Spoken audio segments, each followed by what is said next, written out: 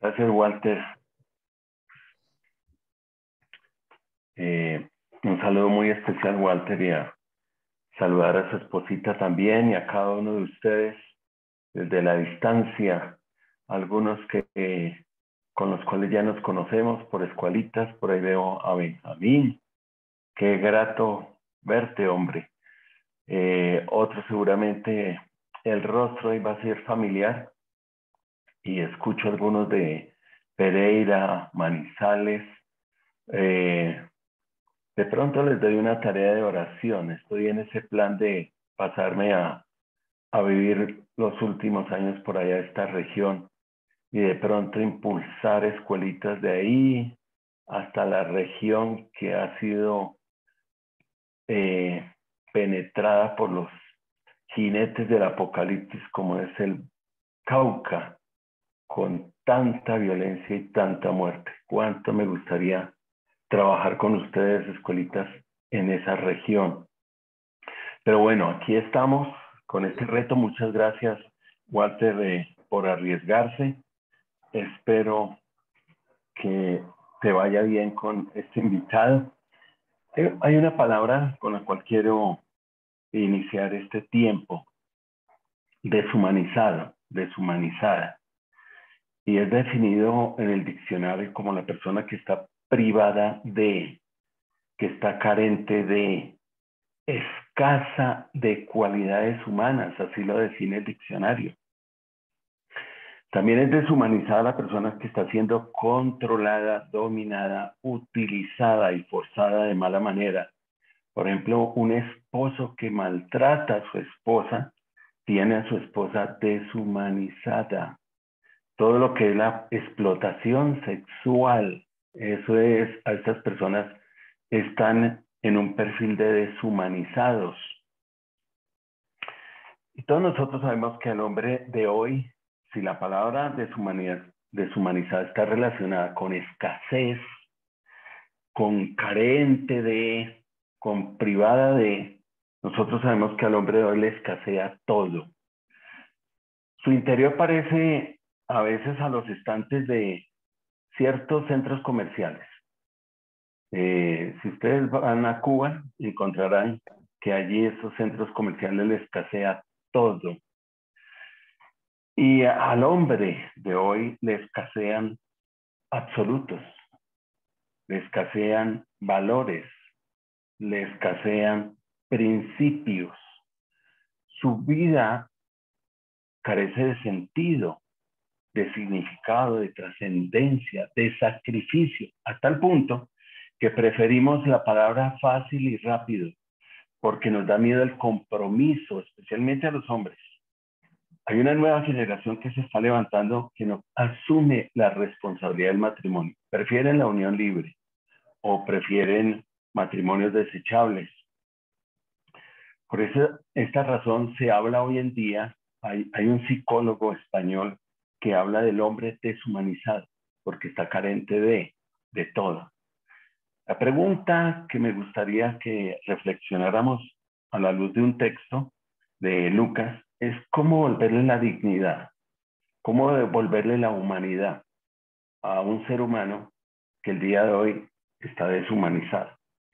Este relato del libro de Lucas, ustedes en la invitación vieron Lucas 8, 26 al 39, nos habla precisamente de alguien deshumanizado. Voy a leer el texto y ustedes me van a hacer un favor, subrayen la palabra hombre. Y en la versión internacional, no importa qué versión tenga, pero subraye el término hombre cada vez que lo escuche. Hombre como tal, no en pronombre personal o un pronombre demostrativo, solo la palabra hombre. Lucas dice así: navegaron hasta la región de los Gerasenos, que está al otro lado del lago, frente a Galilea.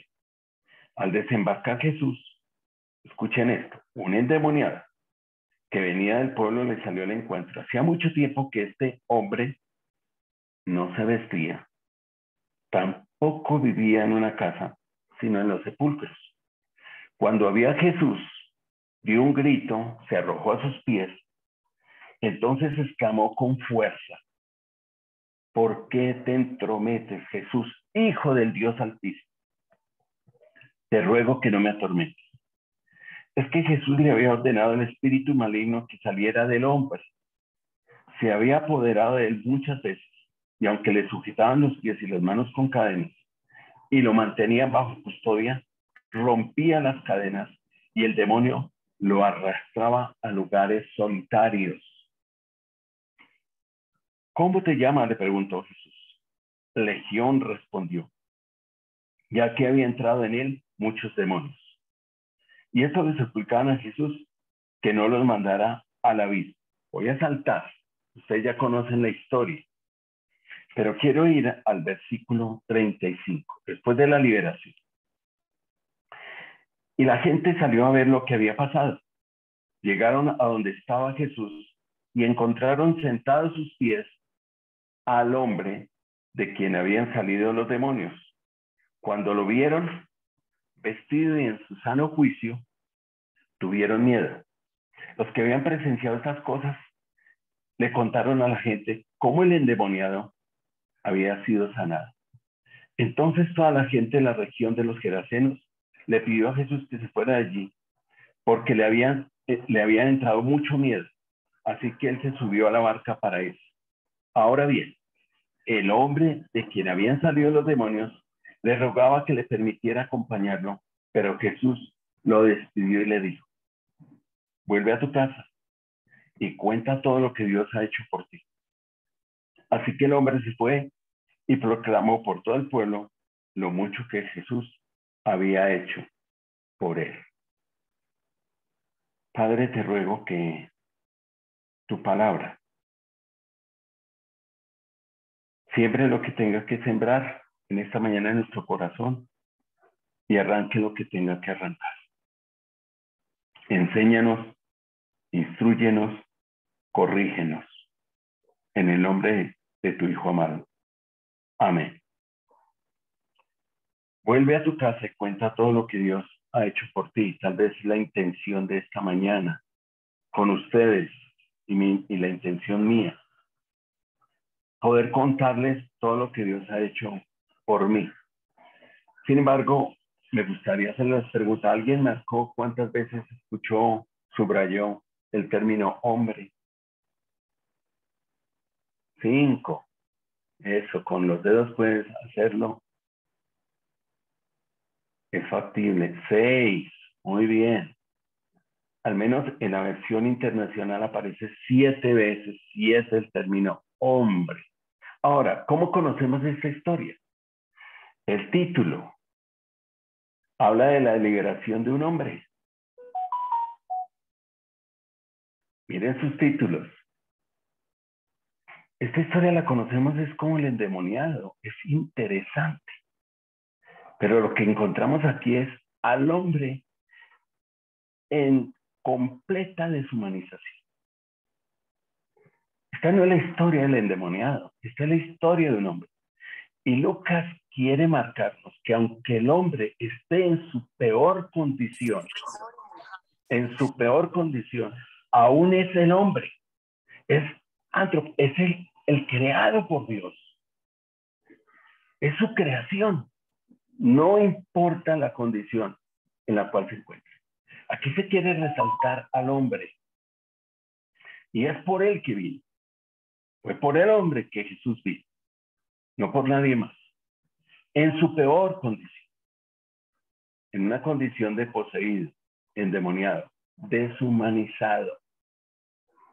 Este relato nos va a mostrar en tiempos de elecciones que hablan los candidatos nuestros de propuestas, nos habla de la propuesta de Dios o una propuesta de lo alto para volver a humanizar al ser humano. Esta es una propuesta de lo alto. Esta no es una propuesta de ninguna organización, ni de ningún partido político, ni de ninguna ONG. Es la propuesta de lo alto para humanizar, volverle a regresar la dignidad al hombre, al ser humano. ¿Cuál es la condición de este hombre? El versículo 27 dice que era endemoniado, alguien atrapado bajo condiciones deshumanizantes. ¿Cuáles eran esas condiciones? Este era un hombre que carecía de. El versículo 27 nos dice que no se vestía. Para nosotros en América Latina, alguien que no se viste significa que vive en la miseria, en desgracia. Pero para el judío no, era mucho más que eso. No vestirse era vivir una vergüenza pública. Un texto que aparece de vergüenza pública es Isaías 24, cuando le dice al pueblo que los va a mandar en cautiverio y va a mostrar su desnudez, la del pueblo, a todas las naciones. Es vergüenza pública. No solo muestra desdicha y miseria, significa vivir humillado públicamente ante los ojos de la sociedad. Alguien que se convierte en vergüenza, alguien que vive sin futuro. Van en cautiverio, empiezan a vivir sin esperanza, sin horizonte, sin sentido de arribo. No tiene brújula en esta vida, no sabe para dónde va, es decir, vive sin propósito. Eso significa carente de vestido en la cultura judía. Pero este hombre también carecía de casa, no vivía en casa, dice el texto. Esta expresión, muy usada por los hebreos, era aquella que rezaba: la casa de tu padre, la casa de tu padre, para afirmar raíces familiares, pertenencia a una tribu, a una nación, que debía su nombre a alguien. De lo que está insinuando el texto es que este hombre no solo no tenía futuro, no solo era una vergüenza pública, sino que además había sido despojado de sus raíces. Nadie lo reconocía como familia. No tenía parientes que se preocuparan por él. En otras palabras, vivía sin lazos de sangre. Esa es la expresión. No tener casa es no tener lazos de sangre. Familia. En tercer lugar, cuando al endemoniado se le pregunta, recuerde, su nombre, endemoniado, se le pregunta por su nombre, el hombre no es el que responde, responden los demonios. Legión, ese no es el nombre del hombre. El hombre no tiene nombre. ¿Usted sabe lo que significa para un judío no tener nombre? No tener nombre. El nombre en la persona, además de ser íntimo, era una relación muy dinámica en la cultura hebrea. Íntimo porque refleja su carácter. Pedro. Recuerden el carácter que reflejaba Pedro. Es íntima porque es propio de él, refleja lo que él es, pero a la vez es dinámica porque muestra la providencia directa de Dios en la vida de esa persona. Por ejemplo, ¿de dónde viene el nombre Moisés? De la intervención de Dios, ser rescatado de las aguas.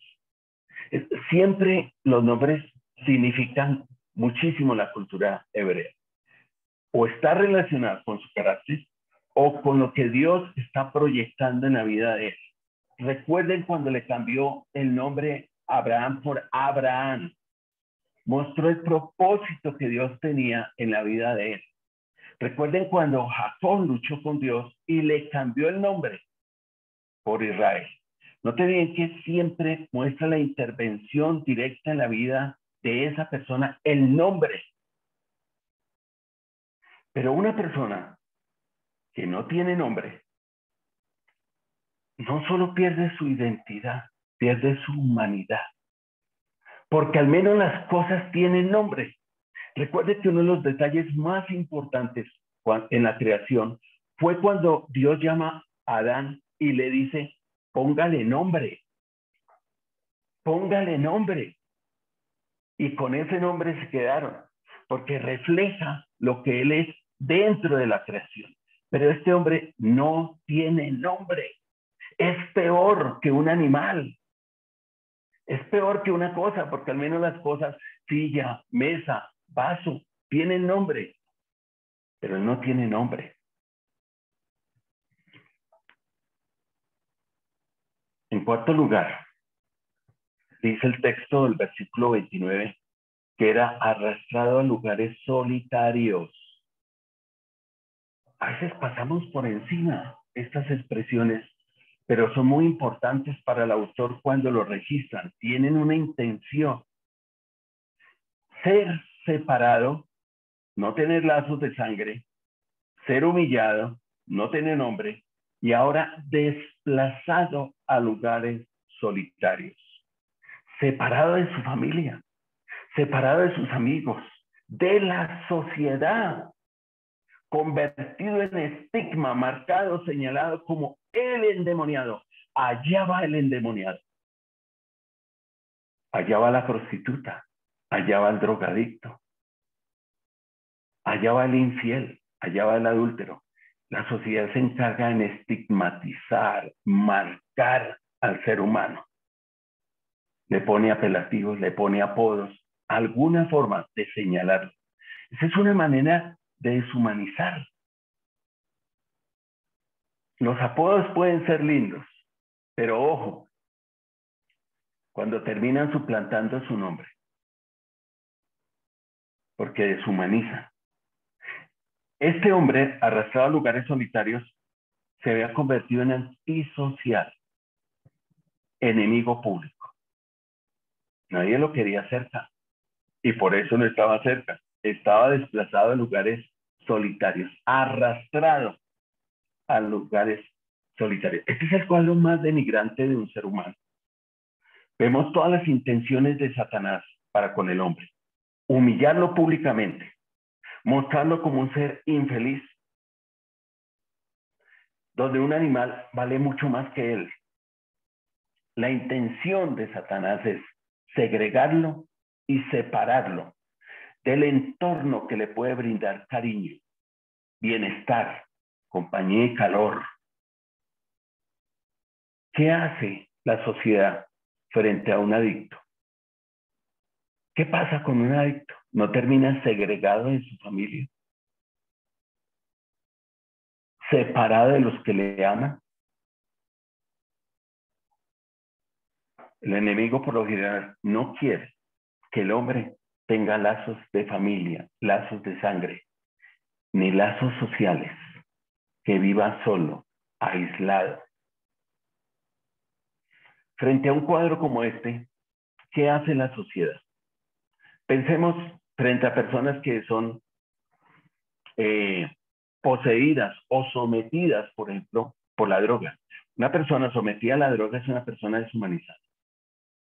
Al vicio, sometido a algún hábito, alguna inclinación, algún deseo, atrapada en un deseo, aún en un deseo de la carne.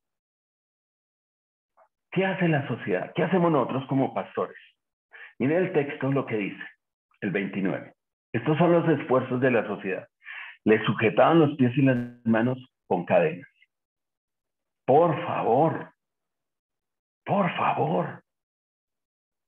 Esto de recluirlo detrás de rejas o encadenarlo es la propuesta más iluminada para el ser humano para corregir estas posesiones, estas deshumanizaciones. Es increíble. Las máximas propuestas del ser humano van de al infeliz hay que educarlo. Si no lo educamos, no sale de allá. O tal vez démosle trabajo, a ver si sale de esa condición. El 29 también dice que lo mantenían bajo custodia. ¿Qué hacen los miembros de nuestra iglesia, compañeros o amigos, cuando tienen a una persona en su casa adicta? No nos lo mandan a nosotros. Mantenerlo bajo custodia, entregarlo a terceros para que se hagan cargo de él. A ver qué pueden hacer por nuestro amigo, por nuestro familiar. porque no podemos. Angustiados acuden o al sacerdote, o al pastor, al consejero, al psiquiatra, al psicólogo, a los internados, a las clínicas de reposo, a donde sea. Mantenerlo bajo custodia. Pero ¿cuál es el resultado de estos esfuerzos? Loables. Loables. Bien por las fundaciones, bien por todos estos centros que se encargan de tanta persona deshumanizada. Son esfuerzos loables. Pero mire lo que dice el texto. Que el hombre rompía las cadenas. Esa es una señal que deja ver las limitaciones del ser humano para devolverle la humanidad. Nosotros sabemos, hay una propuesta frente a los hechos de corrupción. Los corruptos son deshumanizados, están atrapados. Y se propone darles más cárcel. Ustedes bien saben que la ley toca el acto, pero deja al sujeto intacto. No lo cambia, no lo transforma, no lo humaniza. Métale más cárcel y sale peor. No logra humanizarlo. Las cadenas se rompen. Y aquí aparece una propuesta de lo alto para devolverle la humanidad al ser humano. Los espíritus lo reconocen. Jesús es lo primero que gritan. El deshumanizado llama al Señor Jesús, que significa Dios salva. Solo Él tiene el poder para liberar, para humanizar, para devolverle. Y con esa actitud, de libertador o de liberador, es que Jesús se presenta. Jesús es su nombre. Pero lo segundo que dicen es Hijo del Dios Altísimo, uno que viene de arriba, de lo alto, con suficiente poder para liberar de la opresión a todo aquel que esté cautivado, deshumanizado.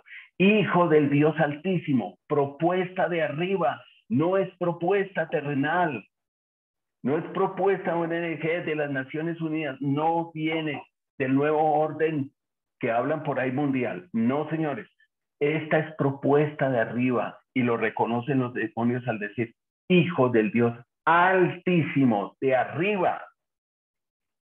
Solo aquel que viene de arriba tiene el poder para destruir poderes que oprimen, que humillan y que deshumanizan.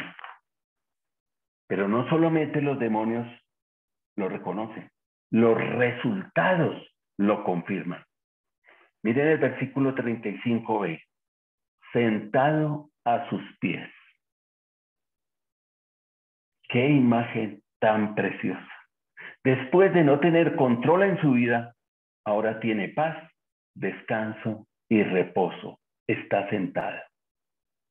Versículo 35. Vestido. Vestido. Su vergüenza pública es un asunto del pasado. El Señor lo ha restaurado. Le ha devuelto su dignidad.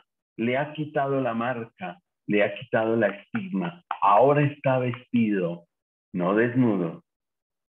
Versículo 35. En su sano juicio. Antes no tenía juicio suficiente para decidir.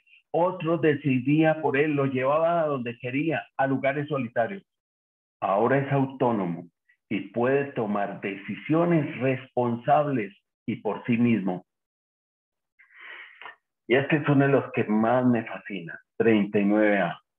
Vuelve a casa. Vuelve al seno de su familia. Vuelve a ser reconocido. Los lazos familiares se restablecen. Vuelve a su familia. Vuelve, sus lazos de sangre lo reconocen. Pero lo otro, va por todo el pueblo, resocializado. Ya no es un antisocial al que hay que temerle.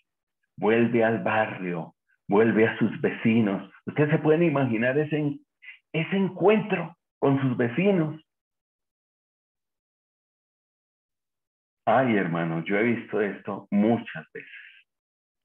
Pero cuando vuelve, vuelve con un propósito. La cuestión no es ser liberado, sino ser liberado ¿para qué?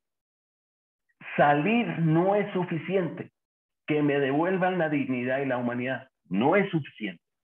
Era preciso ahora llevar una vida digna de aquel que lo había liberado. Pero era también preciso colocar en manos de los vecinos, en manos de los amigos, en manos de familiares, aquel que puede proveerles de las condiciones para llevar una vida humana y digna. Ve y cuenta a todos las grandes cosas que el Señor ha hecho por ti. Me convertí, ahora les hablo yo, en alguien sin lazos de sangre cuando mi madre me abandonó a los 7 años en las calles de Bogotá. A partir de los 7 años ya cumplo 60, hace 53 años. Perdí el rastro de toda mi familia. No sé quién es mi mamá, mi papá, mis hermanos, tíos, primos. No tengo, hasta el día de hoy no han aparecido. No sé dónde están. Así que me quedé sin lazos de sangre muy pequeño. Crecí en las calles de Bogotá. Dormí debajo de los puentes. Estoy hablando desde los 7 años hasta los 18 años. Comía las canecas de la basura. Lentamente me convertí en vergüenza pública. Adicto a los pegantes, maltratado, abusado. Mis amigos y mis amigas eran el mundo del Bronx, que ustedes conocen hoy en día. En mi tiempo era la calle El Cartucho, así se le llamaba. En la medida que iba creciendo me di cuenta que no tenía futuro, no tenía horizonte y no tuve sueños. Mi vida a los 7 años en la calle es bien pesado y muy difícil. Los abusos son constantes, el maltrato. Yo no entendía las dimensiones de no tener lazos de sangre en la medida que voy creciendo. Esto me va a pasar factura casi a los 18, 19 años. En la medida que yo iba creciendo, la sociedad empezó a verme como un delincuente. A ver, maloliente, el pelo grasoso, bien pegado, con un frasquito de boxer, niño de la calle, gamín. Si yo iba por el andén, la gente se abría al otro lado, marcado, estigmatizado como un animal, marcado como un animal. Allá va el delincuente, el gamín, el carisucia. Crecí sin identidad. Nadie me llamaba Luis Miguel. Yo era el zancudo en la calle. En mi niñez, en mi adolescencia me cambiaron el nombre por el muerto. Tuve la fortuna de que una institución recogió niños de la calle, éramos 180. Nos daban entrada y salida, nos daban alimento, nos daban hospedaje. El que quería estudiaba y yo lo que pude aproveché, pero era más niño de la calle que de la institución del orfanato. Allí no me llamaron por mi nombre, yo era el número 32. Mi ropa, aquí tenía el número 32, con pintura se pegaba mi toalla, mi pijama, mis sábanas y lo que era mi ropa, mi muda de ropa, mis zapatos. ¿Por qué un número? Nos ponían un número y nos daban un vestiero, ¿cómo se llama? Bueno, donde dejamos las cosas, si nos volábamos o nos íbamos de este lugar, ahí guardaban nuestras cosas hasta que nosotros volviéramos. Entonces, mi closet tenía el número 32. Yo era el 32. ¿Dónde está el 32? Todo tenía el número 32. De modo pues que jamás fui conocido como Luis Miguel. Yo aborrecí mi nombre. Cuando fui incluso ya consciente, y fui consciente cuando me hice cristiano, lo primero que quería era quitarme mi nombre y mi apellido, porque nunca tuve lazos de sangre. La historia es larga, son muchos años, muy difíciles. En la medida que iba avanzando apareció el deseo de suicidio. Casi a los 18 años fue mucho más fuerte. Yo no quería vivir, quería quitarme la vida. Me preguntaba, ¿yo qué hago aquí? ¿Qué hago viviendo en las calles solo, sin... Oiga, porque toda la gente tiene familia, tiene un tío, un abuelo, y yo no tengo a nadie? ¿Por qué se puede vivir en una casa y yo no tengo casa? ¿Por qué no tengo vestido? Recuerden el significado de estas palabras. Pero fue en el año 81. Estaba pensando en suicidarme. Un amigo me regaló 220 pesos porque me llamaban el muerto eh, por mi condición, por mi condición, para que comprara un almuerzo. Realmente con esos 220 pesos pensé, me fui a la calle del Cartucho para comprar droga.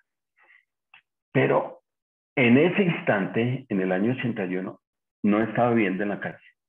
Estaba viviendo en Fontibón, en la casa de una anciana que era una pitonisa, una mujer que enseñaba las mancias, consultaba el futuro, le hacían fila para, echaba las cartas, leía la taza y me dijo que me fuera a vivir allá a su casa, que ella me convertiría en su discípulo, que aprendiera las ciencias ocultas y ella me daba habitación y comida. Pero siempre y cuando ella veía en mí algo, una luz, dijo, usted va a ser un gran orador. Venga a ver, vete a mi casa, yo te enseño las ciencias ocultas y cómo es este negocio y te prometo que vas a tener poder y dinero. Y en el 81 yo vivía en una casa completamente oscura donde se practicaba la hechicería, la brujería. Y el segundo piso, ese era el segundo piso, en el primer piso era un templo gnóstico. Me metí a aprender la ciencia de los gnósticos. En ese contexto, un amigo me regala 220 pesos. Yo estaba muy desesperado, angustiado. Y aunque empecé a aprender las ciencias ocultas, el deseo de suicidio era mucho más fuerte. Yo quería acabar con mi vida. Me corté las venas, alguien me hizo primeros auxilios, me tomé un raticida y esta señora que consultaba a los espíritus me salvó la vida. Me salvó la vida. Esa es una historia impresionante lo que ella hizo, pero fue usada por el Señor para volverme a la vida. Me fui con esos 220 pesos para la calle del Cartucho y me encontré frente al edificio de Avianca. Lo miré y dije, esta es la mejor opción, lanzarme del último piso. Entré al edificio de Avianca, se abre el ascensor y experimento un poder más fuerte que la muerte. Era increíble cómo yo iba detrás de la muerte y ella corría más que yo. No se dejaba alcanzar y busqué las formas de acabar con mi vida y no se dejó alcanzar. Ese día experimenté algo distinto. Me salgo del edificio, me voy hacia la Quinta, los que conocen Bogotá, que queda la Procuraduría, y me voy hacia la 13 y me encuentro frente a una librería cristiana, Centro de Literatura Cristiana. Allí hay un libro que dice, Dios quiere sanar y revolucionar tu vida. Y tengo mi primer encontronazo con Dios. Yo soy gamín y me dirigí a Dios con términos de gamín, tal por cual, si existe, te reto a que cambies mi vida. Pero te advierto, no hay más tiempo. Estoy sumamente desesperado. O haces algo ya o acabo con la vida. Al lado de ese libro había un libro como este, pero de pasta negra. Una Biblia. Es que mi Biblia, ¿qué? La cargo para todas partes. Pero de pasta negra. ¿Cuánto vale el libro negro? Dice, no es el libro negro, es la Biblia. Te vale 220 pesos. Lo único que tenía y que este hombre me había regalado para comprar droga. Y compré la Biblia. No sé por qué. Compré la Biblia. No conocía iglesias, pastores. Mi mundo era la calle, mi mundo era la delincuencia, mi mundo era la prostitución, mi mundo era oscuridad plena. Y vivía en una casa de una bruja. Abro la Biblia, a donde cayera. Me fui para ese lugar y cayó en los salmos. Recuerdo que empecé a leer desde el Salmo 1. Cuando llegué al Salmo 12, boté la Biblia y dije, me acabo de tirar 220 pesos. Yo leí que tú tienes el poder para transformar y cambiar la vida. Te reto a que lo hagas hoy. Y volví a coger la Biblia. Seguí los salmos hasta que llegué al Salmo 27:10. Aunque mi padre y mi madre me abandonen, el Señor me recibirá en sus brazos. Miércoles, ¿y esto qué es? Esto sí es para mí. Yo no podía creerlo. Pero lo que me llamó la atención no fue que mi padre y mi madre me abandonaran, porque eso era real para mí. A mí no me importaba eso. Lo que me impactó es que el texto dijera que Él me recibiría en sus brazos. Es el Salmo 27. Y yo había leído 27 salmos. ¿Y sabe qué era lo único que yo entendía? Que Dios era un Dios santo. Y yo dije, ¿cómo un Dios santo me puede recibir en sus brazos si yo soy una porquería? Yo soy una porquería. Fue lo único que yo entendí. Él es santo y yo soy una porquería. ¿Cómo Él, siendo santo y yo una porquería, me recibe en sus brazos? Yo no puedo entender eso. Entonces yo le dije, es que tú no sabes quién soy yo. Y empecé a escribirle mi historia. Es que yo les cuento a ustedes la parte bonita. No les he contado la parte horrible de quién fui yo. Mi vida de delincuente, de toda esa vida que no quiero recordar. Y que Dios ya sanó la porquería de personas que yo era.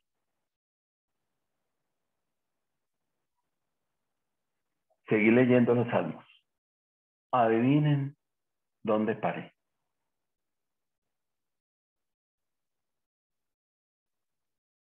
Con lo poco que les hago de contar de mí. Adivinen en qué salmo paré.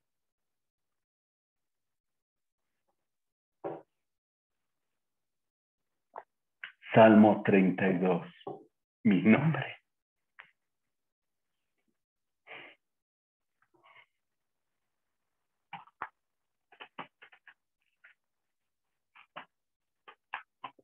A ver.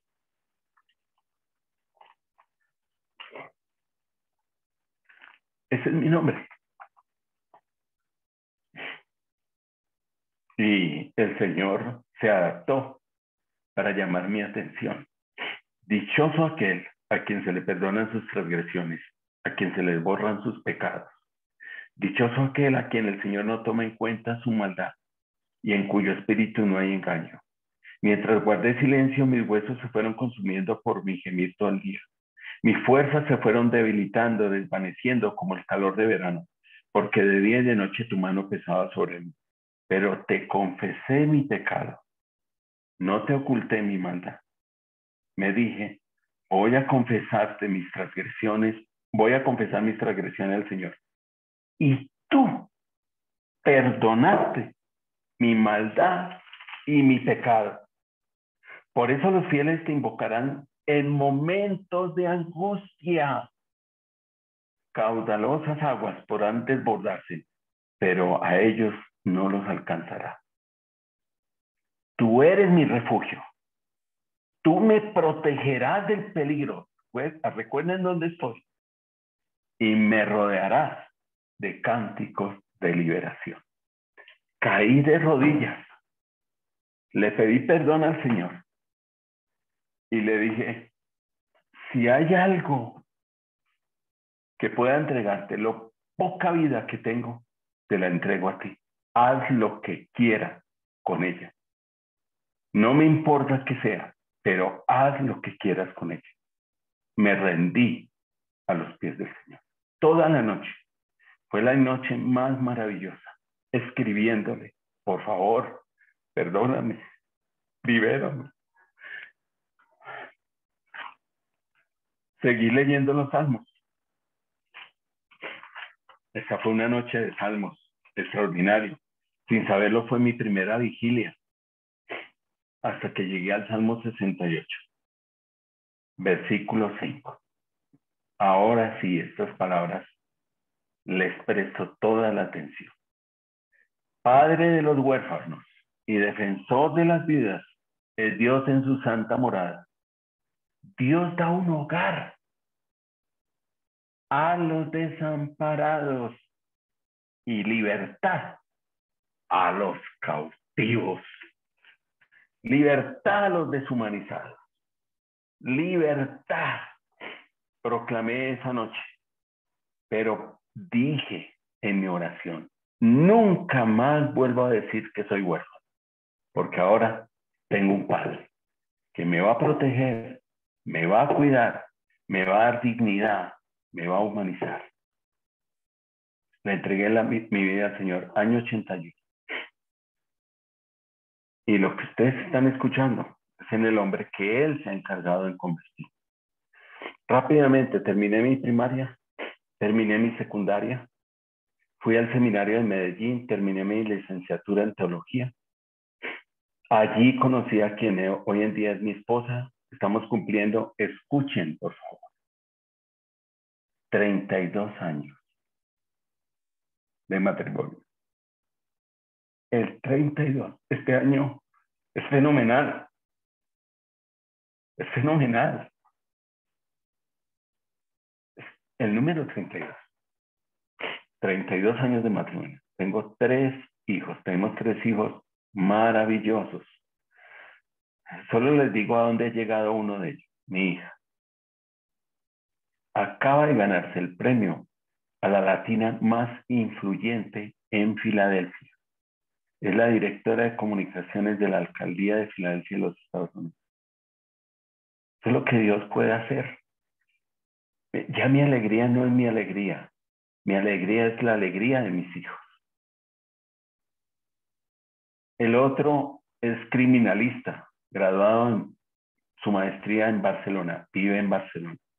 Y le dije, hijo, ¿por qué estudió criminalística? Dijo, pues para cuidarte, papá, no decía que vuelvas a los pasos antiguos. Bueno, es una broma. Mi otro hijo vive con nosotros, se está graduando este mes ya director de cine. Su primer reto y desafío es llevar mi vida a pantallas, es lo que él dice. Está en ese plan. 32 años. Con mi esposa hacemos una maestría en sociolingüística. Nos metimos a la selva, ese fue el llamado del Señor, 12 años como misioneros. De allá el Señor me sacó, me llevó aquí a la confraternidad, la 127, los que conocen la confraternidad, para ser su pastor, un muchacho de la calle, a ser pastor de una iglesia de estrato 6. 12 años como pastor. Hace 7 me dio un agotamiento, diagnosticaron síndrome de agotamiento de compasión. Pastor quemado por el mucho esfuerzo y trabajo emocional que la iglesia me causó, o por mi trabajo en la iglesia. Entregué la iglesia, pero me dediqué a esto, a Langham, a formar expositores, pastores, predicadores. Los que conocen Langham saben. Pero este es el don que Dios me ha dado, la predicación y enseñar a que otros pulan su predicación. Y aquí el Señor me va a tener hasta cuando Él quiera. Ve y cuenta a tus vecinos las grandes cosas que el Señor ha hecho por ti. Jesús, Hijo del Dios Altísimo. La propuesta para humanizar a un hombre que le escasea todo, valores absolutos y principios, es Jesús. Él es la propuesta de lo alto. Es Jesús el Salvador, el que puede humanizarnos. Lo hizo conmigo. Lo puede hacer con esta sociedad que carece de todo. Oremos.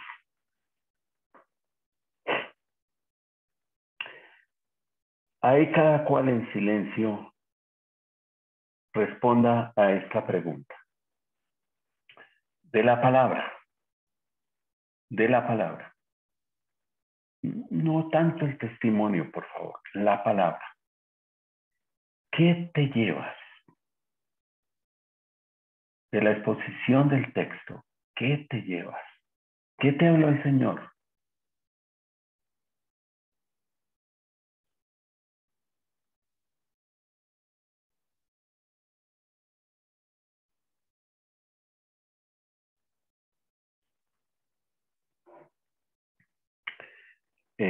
Walter, si me permites, por favor, una sola palabrita. Escriba en el chat. ¿Qué te llevas? En una palabra. Les voy a poner el ejemplo porque necesitamos a veces dar ejemplos para que entendamos qué estoy pidiendo. Una palabra, por ejemplo, me llevo esperanza. Así. Entonces, muy bien. Y yo las voy leyendo. Humanizar. Restauración. Respuesta. Compasión. Ánimo.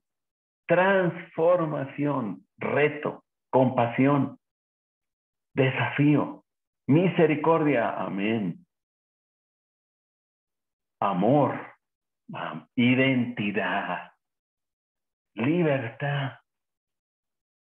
Es posible. Maravilloso como lo escribiste, Jesús.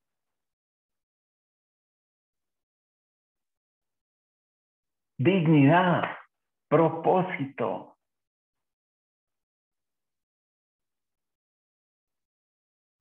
Reinicio. Excelente. Semejanza. Pertenencia. ¡Qué maravilla! Soy posible. Sentido.